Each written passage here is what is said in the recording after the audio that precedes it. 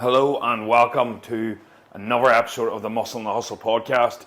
I've had super sub in Daniel for Mickey. Mickey has some personal matters to attend to, so a pretty good swap. I'm happy enough. As usually, like Mickey swaps me at the odd time, and it's not as good in my opinion. But I pulled one out of the bag here. I just happen to have Daniel. Super sub. Ole Gunnar Solskjaer, 90th minute winner, like. So look, I don't think Daniel needs like a major introduction. I think they're sort of like a little bit like, oh, I am such and such, I'm a coach. I think they're a wee bit much. So I think we'll just like spitball. We'll talk a little bit about Bali. We've got some topics each. Yeah. I haven't seen his, he hasn't seen mine. They're probably very similar. We'll just see where this goes. And if you like it, before we dive in, because I always do it at the end, it's going to be really good. So you may as well like, share, subscribe, do all that now because it's going to be quality. Come on, don't ask silly questions here. Right. So pretty much, I think the first thing is, how do you find here in general? Like, we've been here, about a week? I think just under that. Unbelievable. I think people are free thinking and people are so appreciative of everything they had. So as a result of that, everybody's just happy. Everybody's happy, and that energy feeds. Yeah, I feed off it. You know. Yeah, I think you realise the less people have, sometimes the happier they are. Like, there's less pressure on people. Like, you can see they're just a more relaxed environment. Yeah, and I actually spoke to one of the servicemen out there, and I said to him, I was like, man, you're all so happy. I was like, why are people in Bali so happy? It sounds such a simple question. Do you know what I mean? And he said, like, why are you why is everybody I know not happy? Like, that should be normal, but like, I suppose back home, and like, it could be very easy to, it's almost part of our culture to be a pessimist, and like, negativity is part of our humor sometimes, like, oh, this is shit, or the weather's shit. And I asked him, like, why are you so happy? And he says it's built into our culture.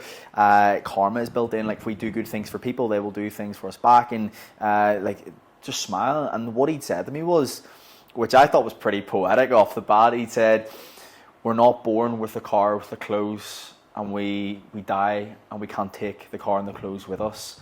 So our life is a story, it's going to end one day, so you may as well be happy and smile, we have it. And I was just standing there like, can I get that on video? I love that though. They're the golden nuggets that you get off people, that you get when you're traveling and stuff. I'm not saying like you need to travel to get that. You'll get it off your grandma, your mum.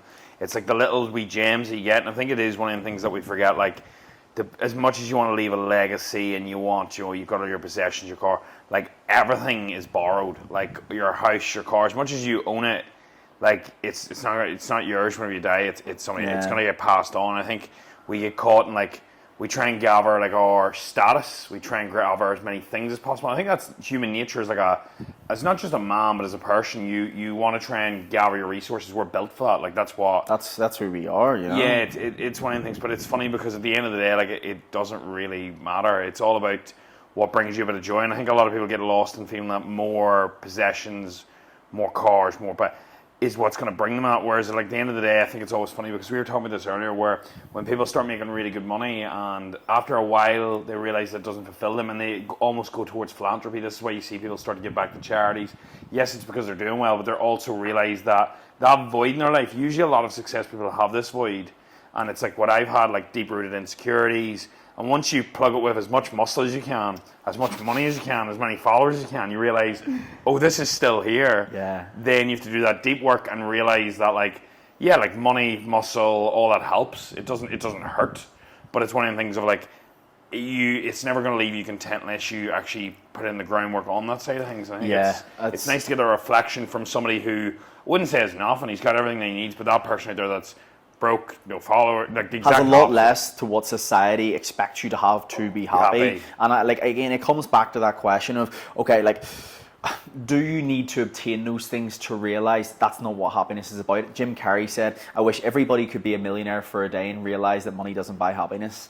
And for me, I always thought when I was growing up, you know what, once I have the followers, once I have the money, I'll be happy. And as soon as those things came to fruition, it was almost like a vacuous existence as to, well, whoa, this was a false lie that I told myself. And then I started to look inwards, and a lot of people would ask, like, Daniel, how are you so positive? How do you have the perspective that you have? And it was upon obtaining those things, I realized they actually didn't matter as much as I truly believed. And when I looked inwards, I realized, you know what, it's the little things that we do every day. It's the coffee that you have with your family in the morning. It's the walk that you have with your friend. It's when your dog comes up in the morning to you. Like, all those little things, that's what makes up our life, not the birthdays, the extravagant holidays, you know. And if you can master, someone said that if you can make the average Tuesday great, then you will live a very fruitful life. Yeah, no, I think, like, I was on a podcast recently, I said this, so repeat, just let me know. But it's one of them things where if you're not happy with a cup of coffee in your kitchen, you're not going to have a yacht. Naval Ravikant. And I think it's so important that whenever you break this down and you look at sort of that thought processing behind it, like the idea, like, I think it can sound condescending whenever you go, like, not you or me, but in general, whenever you say it, like, because I remember I used to hear people say money doesn't buy happiness, doesn't do, followers don't, status doesn't. It helps. Absolutely. And, like, the fact I can buy my mum a car, you can do all these things, that helps and it levels you up. But I do agree, like, for example, one of the best parts of my day, whenever you talk about the dog, is whenever I'm home and my little dog runs up to me for the first time and sees me during the day. And the thing is, if you can't enjoy that moment, it's stupid, because it shows you're under too much stress, pressure probably from, and usually the pressure, people are like, it's society putting the pressure on us. It's actually quite internal focused. Like, it's the dialogue you're telling yourself all the time. And it's like, I need this, I need that. It's not, it would be nice to have, you know, that's a bonus. It's I need, I want. It's this, like, predisposition of, like, we always want more. And I think it's programmed in, but it's not fighting against it, but it's being sort of more of a relaxed energy with it. And I think once you have them things and you realize it doesn't solve, it's much easier to go full circle. Whereas the problem is, I think a lot of people, I see it in a show with people that start to make decent money, and the full circle is probably where you hit, like, say you hit maybe whatever X amount it is per month, followers, status, whatever it is, or whatever you've been chasing, and you hit it and you realize it doesn't solve your issue anymore, and then you go, right, well, fuck, what's gonna, and you go back to the root. Whereas a lot of people actually never have the discipline or the hard work to get halfway through the circle, to go full circle. They don't get what they think solves the problem. Whereas if you actually get the money, you get the followers, you get whatever it is, you go, this doesn't work, and it loops around. Whereas if you never get to that point, somebody telling you that sounds like bullshit. It sounds like they're just saying that so that you not pity them or you resonate with them. It almost sounds like you're trying to, like, sweep them in, so, like, it's not that great, because it's really easy for us to say that we're sitting in a villa in Bali, so everything sounds unbelievable. But that's why, like, I think the whole mental health thing is really important. And even just that, like, I've been in, last time I was in Bali, I was in one of the, like, just a bad spot mentally, and it didn't matter. We were in a way bigger villa in this private pool. I put up drone shots and all. It was epic. People probably thought, as well, had the perception that, oh my god, he's got it all. I was fucking miserable.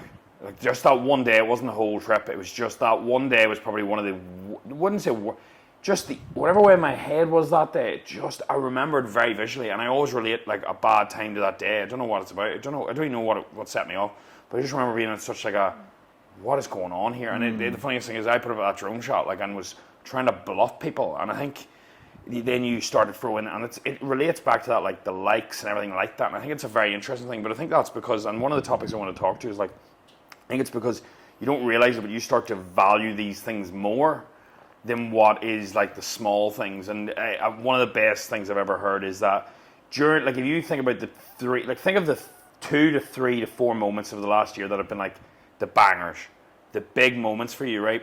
And I think a lot of people are waiting for these big moments, and they're usually like a holiday, a birthday, Christmas. And the funniest thing is, if you're waiting for these moments to be bangers, you have, say, 3 moments a year. And I'm 28 now, so round me up to 30. Say I live till I'm 70, so there's 40 times 3, 120 moments. That's not what my life's about. That's not it. No.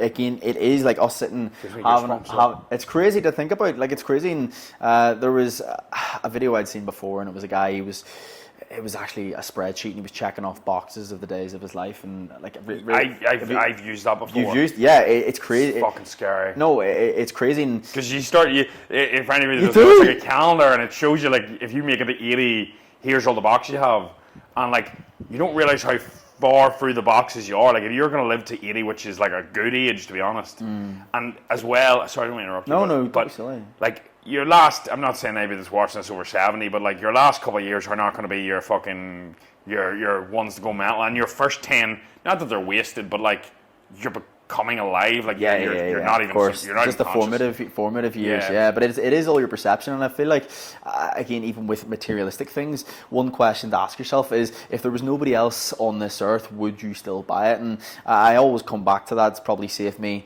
quite a lot of money in recent months, and like my perception and how to actually change that. This is one really good one for you. Is I actually heard it from a therapist before, that if you are thinking negative, like realistically, 100% of our existence, everything's just thought generated. It's all our perception of everything. And if you are a negative person, like you will have a negative perception of the world. So every time you say something negative, at the end of the sentence, you need to say, but luckily, and then follow that up with a silver lining. Oh, the weather's miserable today, but luckily we've a roof over our heads and I have a job that I love to do. Like, you know what? Like, I've got to go to the gym today, but luckily I get to go to the gym, because there's some people that don't get that opportunity. And when you reframe these things, your perception of the world around you changes. And somebody said a quote which it took me a while to understand. Like, when you change the way you look at things, the things you look at change. It's all perception. It's not what happens to you, it's how you actually perceive it. And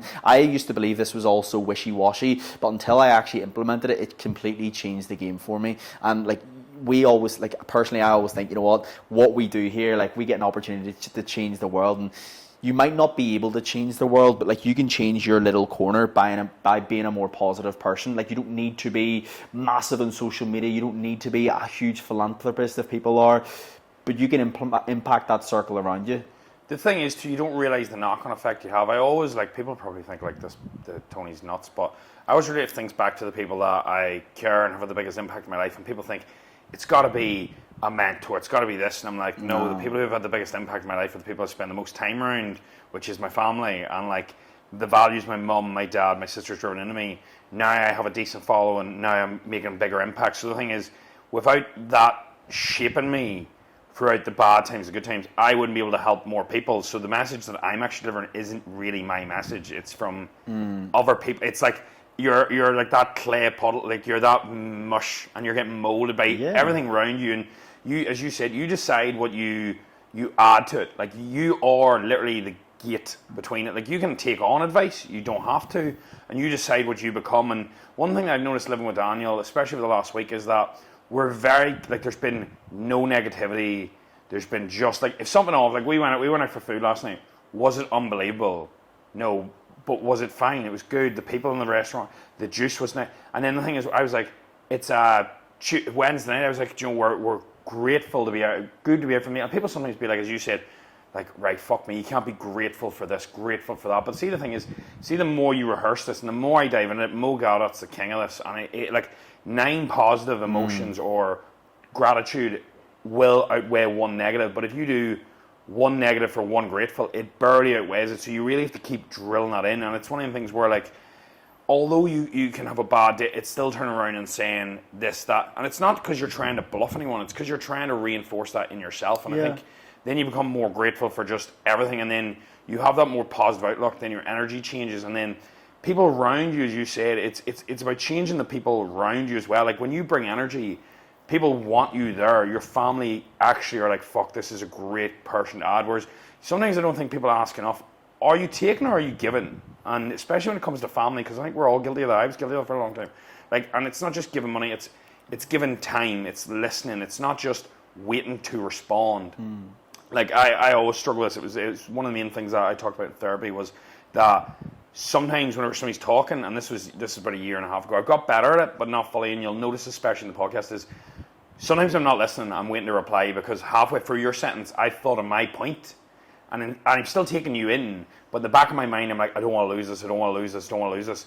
But the thing is, my point isn't important, I'm listening, so I'm not actually doing my task. And the thing is, when you're multitasking, and I want to highlight this, when you're thinking and waiting to speak, you're not listening. You cannot multitask. See, anyone that thinks they can, we went through this with Gareth before he does mindset work for us. Like, when you multitask, like, you do one thing and then you put it down to start another, then you pick it up and then you stop and go back. So, like, you're just task changing as much as you think about it. Yeah. Because, and one thing, I think one thing that catches me out in this all the time is, like, I need music to work, right? And I put on the music and I'm listening, I'm like, yes, in the zone. and then 20 minutes will go by, and I'll hear the music again. I haven't been listening to music. I've been working. I haven't been tuned in. Now, it does help in the external and stuff, but the thing is, you notice that, like, you tune in and out of a song. It's very rare unless you're singing along with it. You're the full 3 minutes or whatever it is. It's because you can't listen and do other things at once. Yeah, it's absolutely key. There's one thing you said about the people around you and the people that you look up to. It's the people closest to your family, as opposed to The Rock or Arnold Schwarzenegger, whoever it is. It's your people closest to. And I actually asked you the question the other day, like, who your superhero would be. Yeah. And you'd said it was... Straight off the bat, we were like journaling these questions, and like you asked the question, who's your hero? And straight away my mind came, mum, sister, dad, like straight away, boom, boom, boom. And then I was like, I was almost like, that's interesting. That's like, so interesting. Why is that the first three people to come to mind? And whenever I sort of thought about it, I was like, it's because they're the most content, genuine, real people I know. And then I was like, that's sort of what I want people to look at me like. I don't want people to not look at me, but know me for. Whereas you don't want people to know you for your following, your money, your the difference. I want people to be like, and I love this. There's a podcast out with now they do smoke weed in it, so if that's up to you. But the Mike Tyson, the Terry Crews one. Have you seen? No, I haven't seen it. No. And I think they smoke weed in it because it's hot boxing or something. And one of them turns around and says, "Look, there's a lot of great men out there, but there's not a lot of good men." Good men, yeah. And I think that made me almost immediately see as soon as I watched that, and they don't realise the impact of that. That's immediately whenever I was launching clothing for Train by Tony. And I was like, I'm giving all the money to charity, because I was like, that's what a good person would do. Whereas a great person would try and push the brand. I was like, I don't need it. I was like, that one wee thing triggers you, and then you become a more positive impact. And it ingrains that thought process of like, do you want to be great or do you want to be good? And there's a balance between the two. And I think that really, that's where your values align. It's something you said to me whenever, like, who would be, whenever I asked you, like I asked Daniel similar question, like, who's your hero? My dad, straight off the bat. I actually told my dad 2 weeks ago. I had a conversation with a guy, and he'd asked me who my superhero was, and I said my dad, and he said, have you told him? And I said, well, I actually haven't. And he hit me with his line, and I needed a beer after it. He'd said, Daniel, we're all in a waiting list to become orphans. And I said, mate, it's a Saturday night and you've just hit me with that. I need 10 beers now. But again, I made a commitment to him that I would go home and I would tell my dad. And I said, listen, Dad, like, we had a conversation today and somebody asked me who my superhero was, and I just thought that I would let you know that it's you. And the relief I got from that, knowing that he knows wholeheartedly that he is an absolute role model and a hero. Like, for your son to say that, I think that must feel fulfilling. So, like, I actually want you to ask yourself, who's your superhero? And have you told them? And if the answer is no, like, I want you to make a commitment to me and to Tony that you're going to tell them this week, that you're going to tell them today, and I guarantee you'll not feel worse after it. That person, that will make their day. I guarantee you that. Oh, who doesn't want to be told you're my hero? Like, that's insane. Like, that's unbelievable. But yeah, that's probably the biggest thing that I've noticed in Bali is like how grateful people are, and like I also think as well, actually being able to see the world. I feel like you can get so stuck in your little bubble, and like being able to experience different cultures. Do you not think that's been huge for your development as a person? Yeah, it has, because it also ingrains to me, like, one thing that I find is that if you spend enough time in one area of the world, there's nothing wrong with, but you're not grateful for that area anymore. Whereas I love the Mournes, I love Northern Ireland, I love the people there, I love going home to family. Because one thing that we're all guilty of is when you live with an individual or a group or whatever it is, you start to take them for granted. Like, your mum walking through the door, there's going to be a dish, she doesn't walk through the door, do you know what I mean? And that's fucking, like, I get emotional even talking about that, and it's one of the things where you take that for granted, and then down the line you're actually going to be like, that's all I want. And the funniest thing is, there's time periods where I could be filming content in the kitchen and I'd be like, she's coming home early, and I'm like, fuck's sake, she's home early, Joe. And you need to immediately go catch a grip, and the more that you pull yourself back, you just went from being snappy, moody to being grateful. And I'll just turn around and hug my mum, and she'll be like, what the fuck, I'm holding groceries here, give me a fucking hand. And the thing is, I think that turns around and it flips that mindset. It's like, yeah, it absolutely does. When people are arguing, and I remember, like, I got a tool from a mindset coach before, and it was like, because I was just quite stubborn. So like, me and my dad would click heads quite a lot over, like, say we're just both stubborn. So they were like, look, you're both stubborn, so just as soon as an argument kicks off, although you want to go at, just separate for a minute, like, you know, separate into toddlers. So I just go to the toilet and take a couple of breaths, and when I come out, I'm so much more clear head, and it just resolves so easily. But it's one of them things where, like, you also, like, when I go to the toilet, the first thing I always think, and I've got this ingrained in my head, especially if you ever fight with a loved one, I'm grateful to be able to fight with him. Like, it's so true. like, yeah, it's so true. Oh fuck! I'll kill for them arguments in 20 years over absolute shit. Yeah, a lot of people. I always try to avoid arguments, and I do think they can be healthy because it can move the relationship forward. And like a healthy argument is where two people that are working against the problem, and an unhealthy argument would be two people that are against each other. And again, that moment of reflection, you going to the toilet, like it's taking emotion out of the equation. I always try. Sounds like I'm going for a shit. Yeah, you're there 2 hours later. Tony, any chance here, mate? Any chance? But yeah, but again, that's okay, and it's something that I would have done before. I always would have. Maybe again, I'd probably be similar. Like I had to win the fight, I had to win the argument. Whereas now it's okay. Like who? Like I mean, realistically, what's going to solve the problem here? How can we move forward together as people? One thing is, I think you have to ask yourself, especially in relationships. I've been guilty of this before. Is it more important to be right, or is it more important that you actually solve the problem? And the thing is, I think a lot of people get wrong. It doesn't matter who's right in the argument. Like the person can be all wrong. You don't need to prove to that other person you're right. The thing is, if you know deep down you're right, you don't need other people to know, and you want to go, right, how do we get past this? And that's actually really, really key for me, because a lot of the time I'd be like, well, I am right, so like I need to prove to you that I'm right so you understand my viewpoint. But the thing is, you don't need to. You're trying to prove a point to them. And yes, I'm all about trying to keep that balance in a relationship. Like, you don't want to be too submissive. There's all this stuff. But at the same time, it's like, are we a team, or are we two people fighting against each other? And it's that sort of thing of, I love that when you were talking about relationships the other day, and I was saying one of the key things that I got of a bit of advice of a really good friend was that in his relationship, and I found this, I was like, oh, that is gold. Like let's tune the fuck in for this. Because I was like, oh, that's good. Whenever you have an argument with anybody, you're not allowed to bring up anything but the argument. So say, for example, you're arguing about how messy the kitchen is. You've left it messy. You're not allowed to turn around and go, but you left it messy last week, or you done this, or you done that, because we all have that habit of, well, you're attacking me, so what the fuck have I got in my back locker? And you pull out something from 3 months ago that's been edging you. But the thing is, you should have brought that up when it annoyed you. What you've done is you've swept that under the carpet now. Then you bring something up. Then they bring something up. And all of a sudden, you're just throwing jabs. Whereas what you should do is go, I am in the wrong here.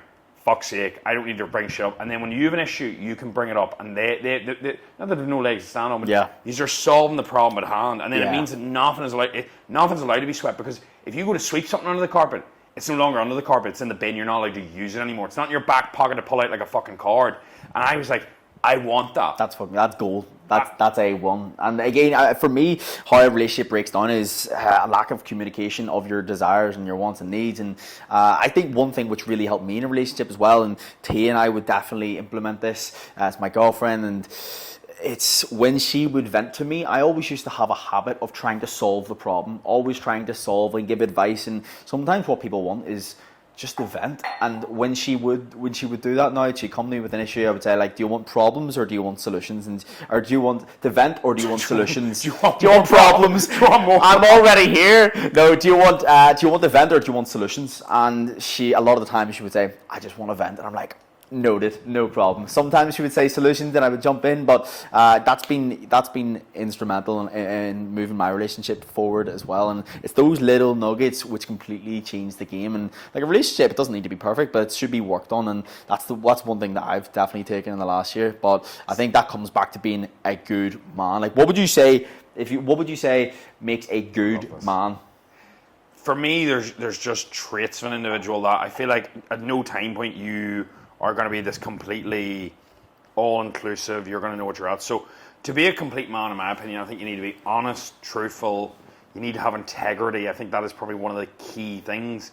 Like, be a person of your word. Like, don't go back on it. For me, that's if you're going to work on things, you're going to work on things. And I think it's a case of, as a man, you need to, in my opinion, be willing to put the greater good above yourself. So that means putting the relationship above.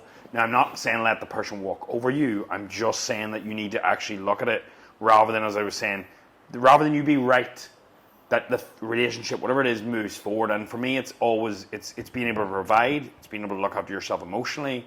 It's not just being a solo island, but I do think you need to be emotionally stable. I feel like there's traits there where you need to be physically strong, you need to be physically fit, you need to be able to handle yourself physically in terms of like if there's an altercation. I'm not saying you need to go out and fight, but that was an area I struggled at, and that was one of the reasons I done MMA. Have you said that before about doing MMA? Have you talked about that? Yeah, I've talked a bit. Like, it was hilarious because I've talked about it in a podcast before where I was an absolute mess, and it's one of the things where, like, don't get me wrong, I'm not fucking going to be able to beat anyone, but the thing is, I would be able to handle, and I think the confidence that brings you as a person into any conversation is, if you lack that as a male, people sense that, and you can see it in people whenever there's arguments, there's confrontation, because 90% of people probably still beat me up, but the thing is, I'm far more confident I'll be able to handle myself and I'll not make a cock of myself. And the thing is, it's more the premise of how you respond and the way you act and how that subconsciously affects you. Because I think it really is nice to just it sounds ridiculous, but get punched in the face and realise, oh, it isn't the end of the world, it's no big deal. And I actually heard someone say something in a podcast that when two men meet each other for the first time, subconsciously in a much deeper level, they're weighing each other up being like, is he a one-punch issue? But again, that just goes back, like we are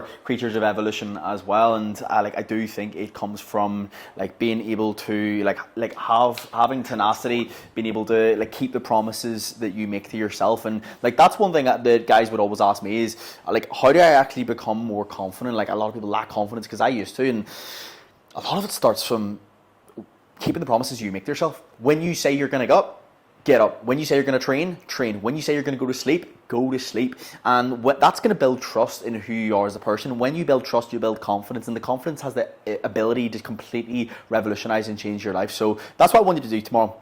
Keep the promise that you make to yourself. And I guarantee you'll have a much more fruitful and confident life. You know, that's perfect. I just wanted to double check that was still recording. Yeah. So anyone listening to the podcast, you'll hear like a dead stop pause there. The reason is because I'm an absolute tube, and sometimes, you know, the camera will cut out 30 seconds. But no, I enjoy these sort of conversations because I feel like these are far more real. This is the sort of conversations me and Daniel actually, it sounds a bit nuts, but we have these all the time. Now we'll bounce between everything. Like, it'll be funny, it'll be mindset, there'll be a mixture. It's not like it's all serious, but it's one of these things where it's nice for this podcast to be more treated rather than like it's like, here's just us generally talking about what we've been talking about over the last week or so. And it has been too, hasn't it? Yeah, like it is. It's been really interesting because like it's nice to get an insight from somebody else in a similar wavelength, and you get different perspectives. And we are very similar in a sense of the way we try to anyway approach. Now, obviously, there's bits and pieces where you won't see off camera, but like our energy is like, this is more like a mellow energy. We go super high, and then we also go super low. Like a lot of people won't see us at nighttime ranting and raving because we're quite mellow then. So it's one of these things where it's interesting for you to get a deeper look at what fuels that, like what is driving this big energy push, because we're loud, we're fucking about, we're messing about in camera, it's like completely just nuts.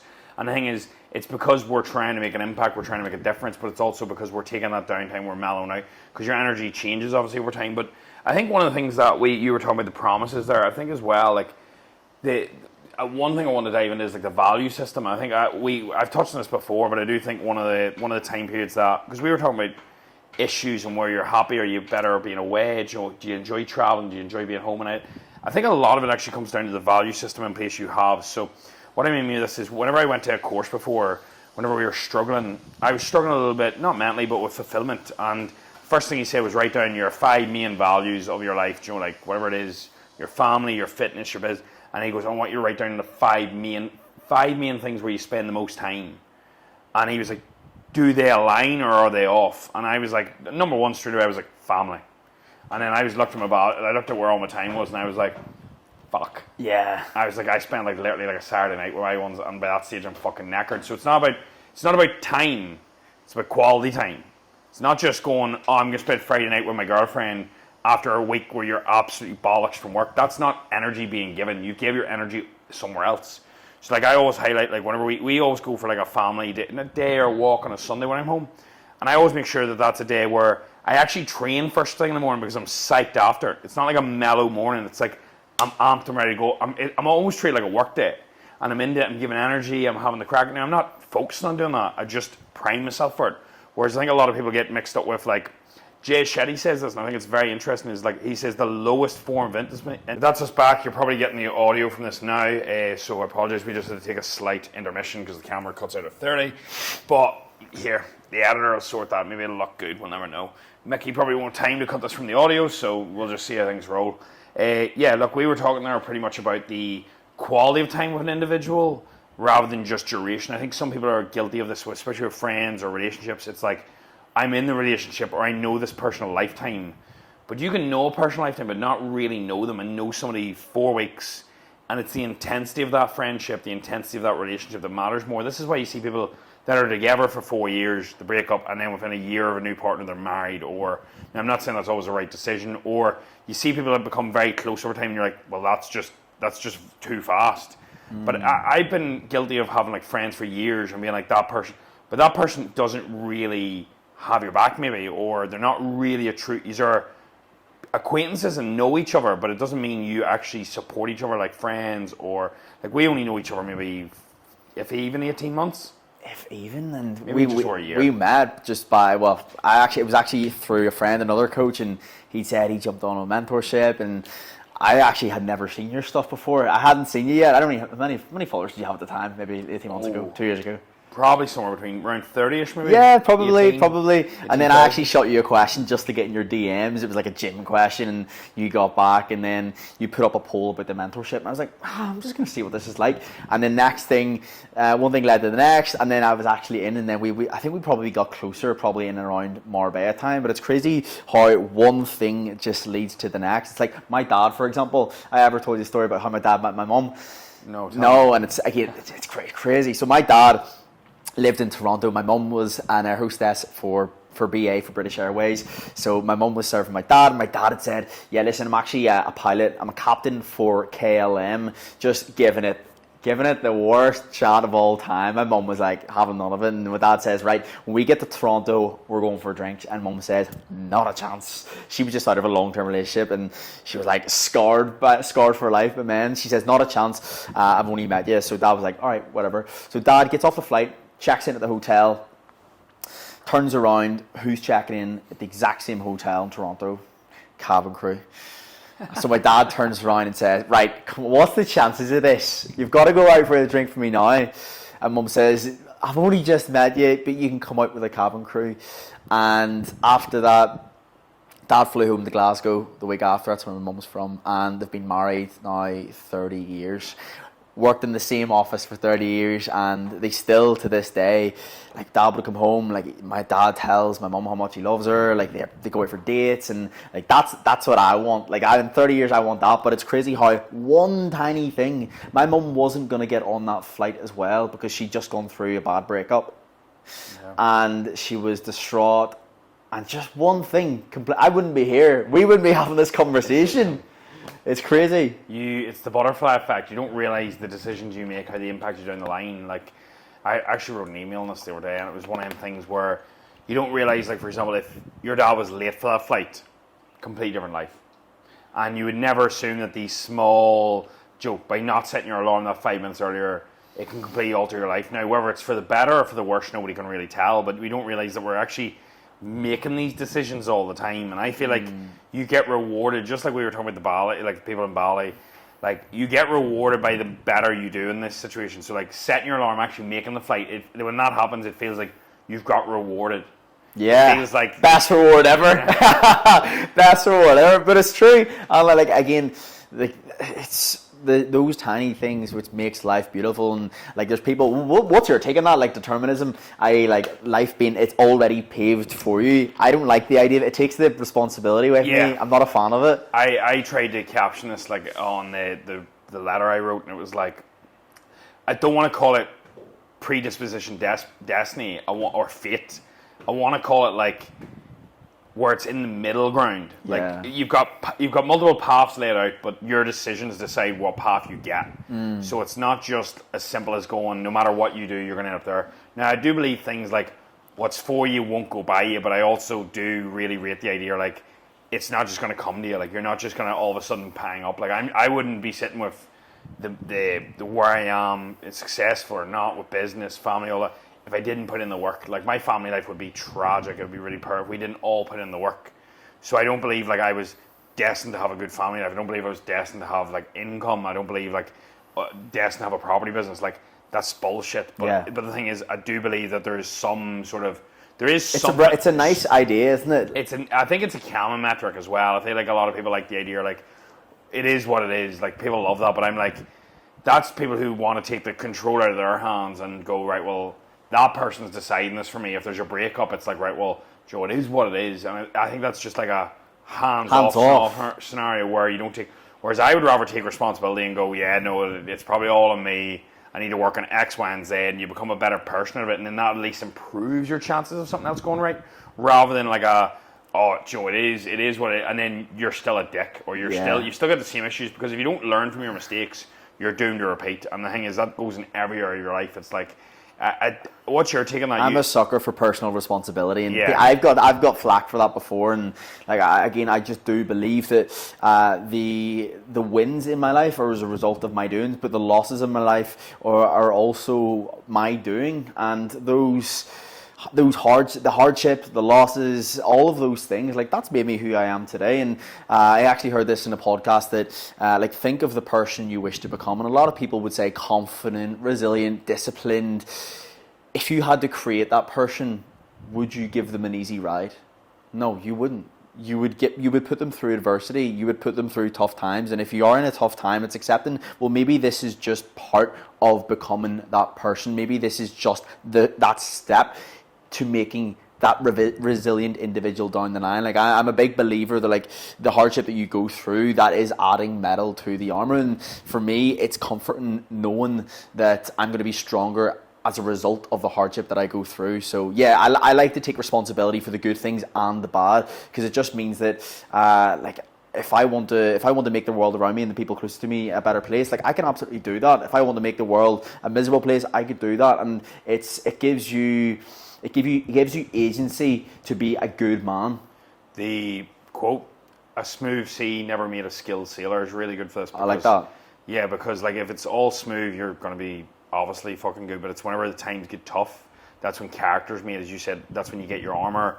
And for me, whenever I talk about this with my family, they actually tell me I look positively towards getting hate, negativity, or a challenge or an issue in my life, because I almost immediately, like, one of the toughest times was last year for me, and I remember turning around to my ones and saying, I can't wait for a year from now, because the person I'm going to be. I was almost excited for it. Did you say that? Yeah, which is a wee bit sick. No, I read that. And I was like, because any chink in my armor right now that I don't have sussed, whether it's sleeping in, whether it's being lazy, not communicating, I am in that much of a little bit of a pain that I'm going to be able to clean that up. Whereas I do believe pain is the catalyst for change. And if you have a comfy ride, you're not going to change. Whereas the harder the journey, the higher the mountain. It's like, you can't have, the highest mountain comes up to the lowest valley every time. The highest high comes up to the lowest low. You can't, your life isn't just, if your life is like this, that's fine. But see, to get here, there has to be some point where you've been there. Yeah. Otherwise, I don't believe you'll ever get to the highest high, because you're not learning, you're not growing, you're not, and that is the catalyst for change, in my opinion. As much as you can say it's other things, it is going to be that, and that's what sucks balls. But on the beautiful side of it is, that is the fire that is going to light that sort of change within you. And that's the thing I've noticed about even my mindset, how grateful I am for things. All that's came from that. So that will actually make you look positively on the worst experiences of your life, the hardest times, because I do, for sure. Because whenever you go into that journey, into that issue, you're coming out of it with, like, even going into it, you're like, I'm going to learn, I'm going to evolve, I'm going to improve. It's not going to break me. Now, if you feel like it's going to break you, you need to flip the perception of how you're looking at that, because that's going to let you down. Versus you need to look at, like, right, well, I'm not a victim. I'm going to control what I can and move forward. And this is going to make me better, stronger, more resilient, as you said. And for me, that's how you actually all of a sudden start that change with that internal dialogue. It's by changing the script of how it is. Because two people read, like, it's like how you read a book. Two people read a book. The book's the same book, and you get two completely different viewpoints on it. It's like, do you ever notice whenever you read a book, you get the answer, or you listen to a podcast and you get the answer, or relates back to you. It's not what we're saying, it's what's going on internally with you and how you're internally dialoguing that to yourself. Yeah. And that's actually what, because you ever listen to something and you're like, He's speaking right to me, and for sure. I'm not speaking to you. I'm speaking to Daniel. And the thing is, you will internally dialogue that too, where it relates to you and it helps you. And that's why a lot of your answers aren't in books. They aren't on podcasts. They're internally, and all we're doing is probing, sparked. And then you get the light bulb, and something can just change in a moment. One thing. Like, I used to always believe that I was lazy, and it took one thing. I was trained to be a pilot down in Dublin, and I had one test, and I said, right, you know what? I'm gonna hammer one test, and I give it my absolute all. And this might sound like nothing, but academically in school, I just didn't perform well at all. And when I went down there, I studied for this exam, and I absolutely smashed it. And that was the one thing which made me realize, Daniel, you're no longer lazy. That was a story that you tell yourself. And see, those limiting beliefs that we have, they are just stories. That's just stories we tell ourselves. And like, a story written could be a story rewritten as well. Like, the beliefs that we have about ourselves, if we stack enough proof against that can be completely rewritten. Like, you see maybe me today as someone that is maybe disciplined, someone that's diligent. I was never like that. And again, same with yourself. Maybe that was different. Maybe you perceive yourself differently to the way you used to now. And like, who you were at this time last year, like, you're probably so grateful for the life you have now because of that. Are you not? Yeah. Like, you're completely, even from meeting you last year to now, like, your energy is like here compared to where it was. It's because of the time point. People will be like, oh, well, that must have been weighing you down, or that must have been an issue. It's not. It's your own internal dialogue, and that's how you change it. And as you said, like, I was probably living life where I was being a wee bit, not a pessimist, but like, I was living reactionary. I wasn't being proactive. I wasn't trying to change my thought process because I didn't feel the need to. Whereas whenever shit hits the fan, that's when you're like, oh, fuck, I've got fire against me now. Would you say you were running away from that life, or you were running towards another one, or maybe a bit of both? I think I was running towards what I thought would solve my problems. I thought that, like, more, as I said before, more money, more followers, more status would solve, and then I would feel like the pressure come off me. I always felt like there was pressure to, like,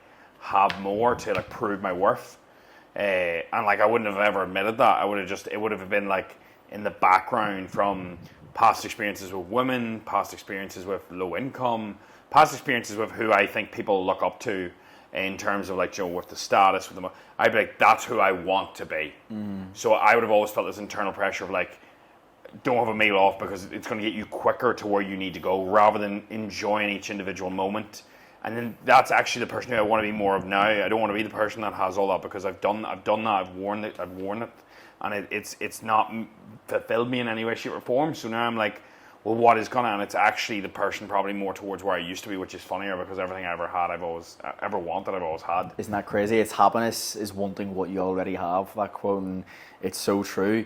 Like, I had a conversation with my family about this, and if you were given all the money in the world today, what would you do with it? And, we'll go away on holiday here, or would buy this, or would buy that. Okay, then what? Maybe I would go here. Okay, then what? Well, I'd probably just spend it with my friends and family, things we already have. Yeah. So that goes back to that conversation. Do you need to obtain the thing to realize that doesn't give you happiness? But at the same time, if we can cut out the middleman, you can realize that, you know, it doesn't take having everything in the world to appreciate those things. But yeah, like, I love that. But do you not think as well, you still need to have something to run away from, whether that be a life? Like Jordan Peterson, have you heard him talk about the study with the rat, the cat and the cheese? This is good. So Jordan Peterson talks about this study, and it's with the starving rats in a tube. And in the first iteration of the study, what they do is they waft the smell of cheese through the front of the tube, and the rat pulls very hard. Obviously, it's a starving rat. But in the second iteration of the study, they waft the smell of cheese through the front, but they also waft the smell of a cat through the back. And what happens? The rat pulls 3 times as hard. And what's the lesson? It's that not only do you need to have something to run towards, but you also need to have something that you're running away from. And for me, it's running towards a life that I love, that I wake up and I'm happy every day, that I can provide for the people around me. And I'm running away. My cat is the life that I used to live, where I was unhappy, I was ungrateful, I didn't know what I wanted to do for a career, and I was a negative person. And having something that you're running towards is powerful, but having something that you're running away from, now that is a different ball game. So I want you to think of that, because that really changed the game for me. What's your take on that? I really rate that. It's like one of them things of like where people are always trying to push for more and more and more, and sometimes actually reframing how you're looking at someone will motivate and push you further. So it's not like, as you said, it's like maybe it's not the want of being great, but it's the fear of just being bad, like the fear of something that will drive you further. And I do believe, as you said, for me, a lot of the insecurities, that was the driving factor that pushed me forward. Now you then just changed that, but that is what gave me so much pulling power. Like it's what made me so strong. Pulling power. And that's what helped me massively. But then over time, what you want to do is you want to reflect on what is fueling you, and can you change that maybe a little bit from more dark energy to light. So rather than like insecurities and that, like, right, well, I'm running away from the fact of like not being able to support my family because that would hurt me more. Now, you're not giving yourself insecurities, you're giving yourself motivation, inspiring, the way you used to be. These are all things that are positively going to impact you because it's also highlighting you where you are now, where you're going, rather than I'm running away from this because I'm scared shitless. So it's like that balancing game. I think it's very important that you actually sit down, you write this stuff out, you internally talk about it to yourself, because like whenever you think about it, like Stephen Bartlett shared a post, it's like one of his most shared posts, a lot of people don't see it, and it literally is, this is beautiful, and it shows you all the relationships you have in your life and the time period you spend with them, and you've seen this, you're bound of. Yeah, I've seen it. And it shows you like it's your friends you spend like a large amount of time with between 15 and 40, your life partner massively between 20 and 80, your family between 0 and 40 or 50, your initial family. But the one person you spend the most time with, talking to, being with, is yourself. And people don't put in that work on themselves, even though that's the person that is going to make everything else better. It's going to improve the quality. And there's not enough love, care, or actual hard work and discipline given with that individual to build them up. Like, think about it, as you highlighted earlier. How would you want that character rebuilt? Would you want a person who just had a smooth ride, or do you want somebody who's been chiseled, who's been ironed, who's got fucking armor, who's got scars, who's been through the wars? Because that's going to build the character that you want to be, who you need to be. Whereas, like as I said, a smooth sea never made a skilled sailor, and it's really important that you actually don't want that easy life, because when you have that easy life, you're going to have hard times a lot, even over small things. Whereas when you have that harder, the more demand, like, you're gonna actually have a better life, because you're actually gonna find things easier in the long run. It's you see this all the time with people where the small things affect them so much because they're not hardened, they're not used to actually taking anything. And it's really important that you break down that thought process and you try and figure out, like, right, well, why is this important to me? And as you said, I think when you journal down, you write down, you make commitments to yourself, you keep them promises, and even you just work on yourself. It doesn't have to be anything special, like just a little bit better over here and there. You're trying, you're doing your best to improve. You get accountability through friends. It's like we're doing the press ups in the morning, we're doing dips. You're just trying to get better and trying to align yourself with people like that, which can be difficult. Even if it's just yourself at the start, you will get them individuals coming into your life the more and more you lean towards it, because people will see that. And then you just naturally start attracting individuals like that in your life. Like, it's so normal. And I don't know if there's anything else you want to add, but that's probably like an hour. Mickey's going to crack up because he's going to have to do the rest. This has been really good. I really enjoyed it. I really enjoyed it. In these conversations, you don't have them enough. I always say that the very first time I had a conversation like this on a podcast, the time before that was maybe 6 a.m. in a kitchen and I was chinned. But so I'm so grateful that we get to have them. And listen, thank you for listening. I appreciate it, and appreciate having me on, bro. You'll see D, you're more than welcome. You'll see D all over my Instagram. And I don't need to say him, but you'll find him on Instagram, Daniel Dargan. Really, really straightforward. And thank you all for tuning in. Make sure to like, subscribe, share in your story. They're fucking bangers. And if you want topics covered, please do bounce in and ask them, because we're more than happy to go over anything you need. And I can't think of fuck all, because we're about 4 years into this and you do run out of topics. Otherwise, I'm just going to have to keep changing scenery. So thank you for listening. Have a good one. Boom! Vamos! Let's go, baby! That was good. I enjoyed that. Yeah, very straightforward. It's conversations we've been having over the last